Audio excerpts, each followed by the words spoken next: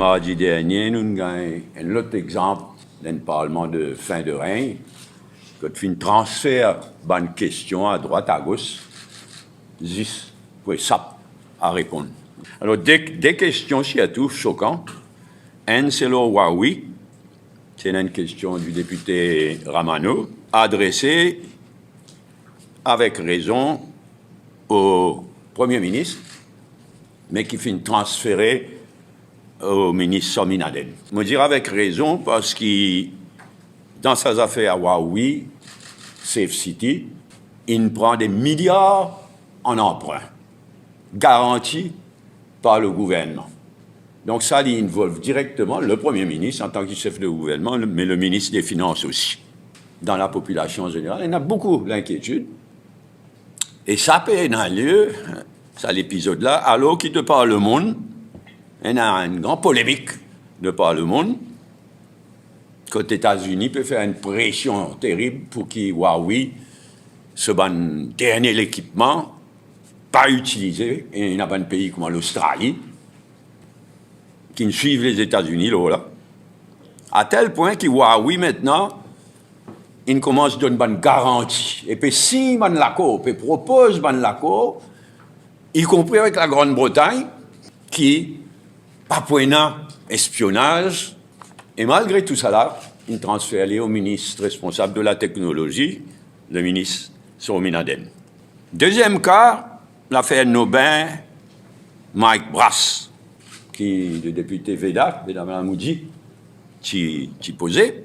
Ben, nous tout connaissons, commissaire de police, nous tout connaissons passeport, tout ça là, c'est la police. Donc la question qui est adressée à Mento, à l'envers, ça coule, transféré de Mento à Premier ministre, alors que c'est le commissaire de police lui-même qui est directement en cause.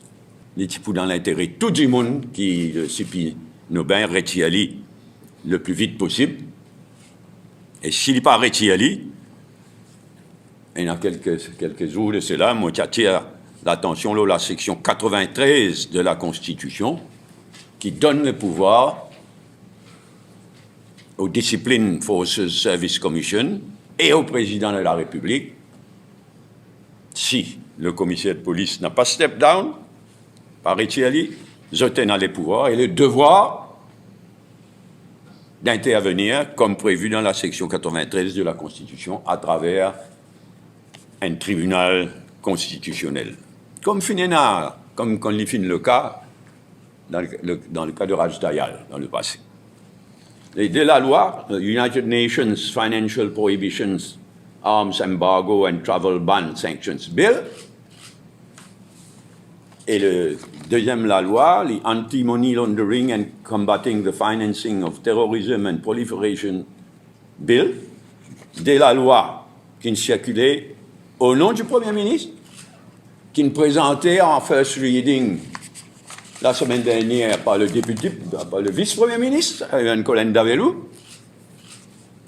Et ça coula, ça déposé de loi-là, les deux seuls projets de loi qui à l'ordre du jour. Et nous-mêmes pas connaissons qui c'est là, parce qu'il n'y a pas une jagnat, pas pour Maurice. Nous-mêmes pas connaissons qui c'est là qui pour présenter la loi la mardi. Donc, quand jamais arrivé dans le Parlement mauricien, ça.